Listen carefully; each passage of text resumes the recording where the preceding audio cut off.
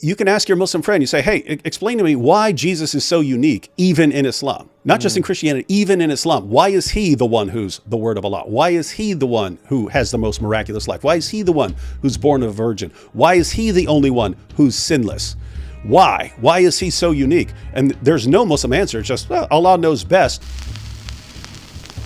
What do you see as the viewpoint the Quran has of Jesus and of Christians? I think it's Surah 582, correct me if I'm wrong, that basically says that Christians are like super close homies with Muslims or something like that. That's the the modern version that I just made up. But it sounds like in the Quran that, Jesus, first off, Jesus is in the Quran. He's the Messiah. He was born of a Virgin Mary. He did miracles. What would you say is the ultimate opinion of Christianity from an Islamic standpoint? Yeah, so you have a couple of things there. So you pointed out that there are times when Christians are spoken of favorably, and this is all part of this trajectory of Islam. At first, when Muhammad starts preaching in Mecca, the basic message is, hey, it's going to be Muslims, Christians, and Jews all united against the polytheists. So it's us. It's the monotheists versus the polytheists. And back then, he was saying positive things about Jews and Christians. Later on, he moved to Medina, where there were 3 Jewish tribes. He'd been saying the entire time he was in Mecca, he'd been saying, hey, you guys are all pagans. You don't know any better. But the Jews, they'll know me because I'm in their scriptures. The Jews will recognize me. And so for over a decade in Mecca, he's telling his followers that the Jews are this source of authority on matters of who is and who isn't a prophet. And once he gets to the Jews will confirm him. And so the Muslim community eventually went to Medina, 3 Jewish tribes. They made fun of him quite a bit. According to them, he's basically like the most obvious false prophet in history. And so this changed Muhammad's view of Jews. And all of a sudden it became, it's going to be Muslims and Christians against Jews and polytheists. And in fact, that verse you're bringing up, 582, that verse also says that Jews are the most vehement in hostility towards the believers. Now think about this. He was just saying nice stuff, and now it's switched. Why? They rejected him. So you had this period where it became, again, Jews and pagans versus Christians and Muslims and so on. Later on, of course, the Christians rejected him as well when he encountered some Christians. So by the time you get to Surah 9, the last major chapter revealed, it's fight those who do not believe in Allah, and it specifically refers to Jews and Christians as unbelievers. So yeah, it's just interesting to me how Allah's opinion of Jews and Christians always changes. It always has to do with however Muhammad is feeling about them at some given point. So that's the issue with Christians. As far as Jesus, there's lots of things about Jesus in the Quran that Christians would agree with. This is ultimately because Muhammad is copying lots of things from other religions. I mean, according to the Quran, Alexander the Great was a devout Muslim. And that's just so insane to anyone who knows about Alexander the Great. You can't possibly be more pagan than Alexander the Great. And yet in the Quran, he's a devout Muslim. So it looks like Muhammad just took everyone who was important, who came before him, and said, oh yeah, these were devout Muslims. And the group he's talking to, they don't really know any better. But what's interesting from a Christian perspective is, one, this is an area where the Muslim's going to bring this up. If you go to a dawah booth, the dawah booth very frequently has Jesus was a Muslim written across it, because they're trying to draw Christians in for discussion. So they're going to be bringing up Jesus and, hey, we don't hate Jesus. We believe in Jesus too. We love Jesus. So it's going to come up as a topic. So if you know how to navigate that discussion, it could be very interesting. But one of the important points about Jesus in the Quran is it just makes no sense. It just makes no sense. Muhammad was adopting ideas about Jesus, and they don't make any sense from an Islamic perspective. So according to the Quran, Jesus is the word of Allah. No one else is called the word of Allah, just Jesus. He's called the word of Allah. We know where that comes from, right? He heard Christians saying that in the beginning was the word is with God, the word was God, right? He doesn't know what it means, but he hears Christians saying that, describing Jesus as the word. But anyway, Jesus is the word of Allah. He's a spirit from Allah, according to the Quran. He's born of a virgin. No one else is born of a virgin. He lives the most miraculous life in history. Muhammad is told that he has no miracles except for the Quran. He's the Messiah. He's all these things. He even in the Quran creates as Allah creates. Allah creates a man, Adam, out of clay and breathes into him, and then Adam becomes man. But Jesus does the same thing in the Quran. He creates clay birds and breathes into them and create and gives them life. And it's like, why is Jesus creating in the same way Allah creates? And the Quran will say, oh, he does it by Allah's permission. It's like, wait, why is Allah having this guy do these things that are making people around him think that he's God? And so you look at this and say, you can ask your Muslim friend, you say, hey, explain to me why Jesus is so unique, even in Islam, not just in Christianity, even in Islam. Why is he the one who's the word of Allah? Why is he the one who has the most miraculous life? Why is he the one who's born of a virgin? Why is he the only one who's sinless?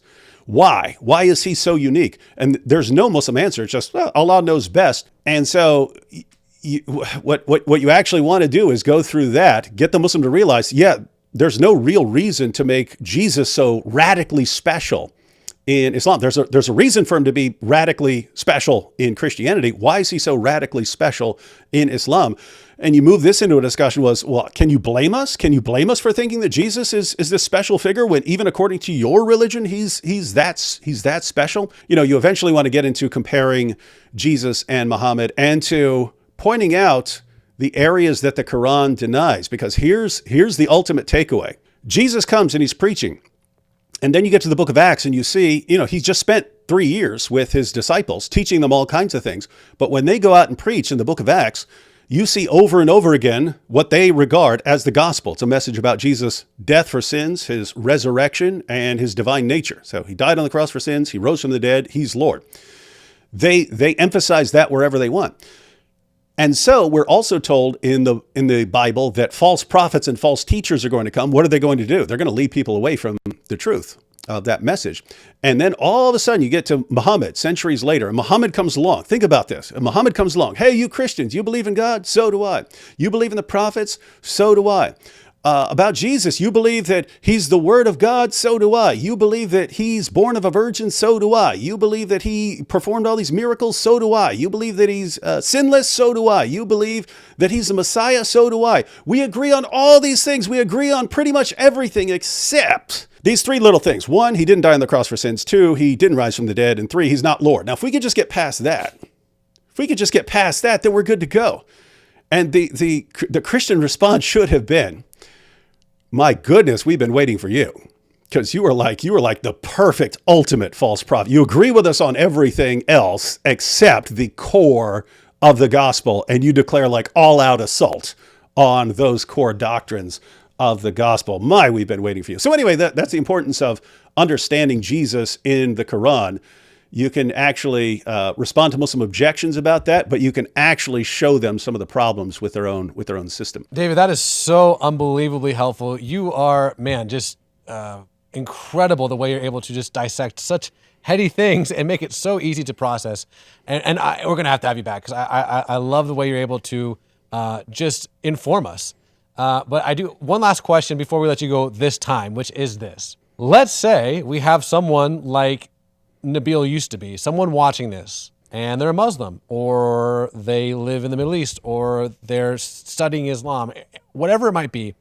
And honestly, they're a little scared to be watching this. One, because as we've talked about on many episodes of Can I Trust the Bible, in Islam, it is so interwoven with their identity, with respecting their family, with not bringing dishonor, that to even think about leaving Islam would be catastrophic, and is catastrophic in a lot of ways. But they're here, they're watching this channel, they're watching this show, they're watching you, and something tugging at them, I would call that the Holy Spirit, is making them think.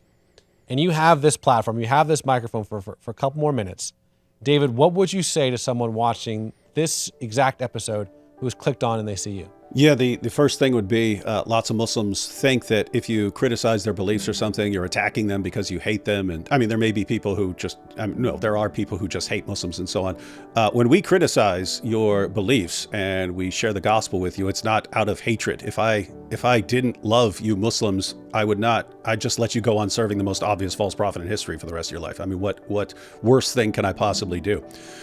So when we are criticizing Muhammad and the Quran, it's not because I look at you and I go, oh, I hate this person. It's because I look at you and I go, oh, this person has been led astray his entire life. I mean, he's been told by his sheikhs and imams that all these things about Muhammad are true and that he needs to dedicate his entire life to this 7th century Arabian caravan robber. It's like, no, you're made for something. You're made in the image of God. You're made for something better than that. So when I'm criticizing Muhammad, it's not because I hate you, it's because you've been misled about him. And Muhammad is actually an obstacle to you having a relationship with God through Jesus Christ. So even if you think we're wrong about this, at least understand our motives. At least understand our motives. We have your best interest. We have your best interest in mind. With that said, as far as the arguments that are used for Islam, the same arguments that you Muslims are told by your leaders about the scientific miracles and the perfect preservation, all these things about Muhammad, his character is so great. My goodness, how do you listen to that and it never crosses your mind to do any bit of research about it? I mean, any argument that I'm listening to from anyone, my first instinct is to say, okay, let me go look this up. Let me go look this up and see if I can flesh this out and see if the evidence actually does support this. Somehow in Islam, it's here's all the evidence, but don't ever question it. No, if you just research these things, like seriously, you find out that the people who are telling you all these reasons Islam is true, they have no problem deceiving you.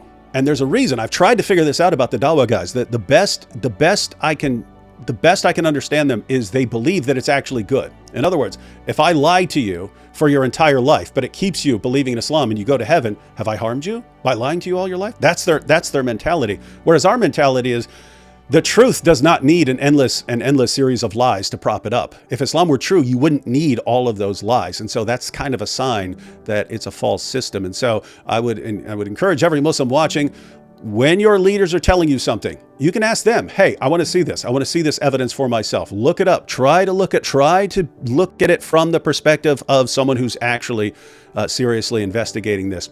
And then start asking yourself why Jesus is always so different, even in Islam. Start trying to figure out and understand why the Quran affirms the inspiration and the preservation and the authority of the Bible, which you believe is corrupted. Your God and your prophet affirm it, and you believe it's corrupted. Why? Because your leaders told you that's what the Quran says. Look that up. Look up what the Quran actually says about the Bible. Then ask yourself, why are they making this up? Why is the Quran pointing me to the scriptures of the Jews and Christians? Why is the Quran pointing me to Jesus? Why does the Quran have all these problems? And then just look into that and see where it goes. And if you're sincere, I know where you're going. David Wood, my brother, thank you so very much. We're going to have you back on. That was incredible. Thanks again, my friend. Hey, I'm Raj Nair. Thank you for watching the Can I Trust the Bible YouTube channel. We hope this video gave you compelling evidence to trust in the validity of the Bible. Be sure to hit the subscribe button and click the notification bell so you never miss an upload. And ask your questions in the comments and share the video with your friends and skeptics. Thanks for watching. See you next time.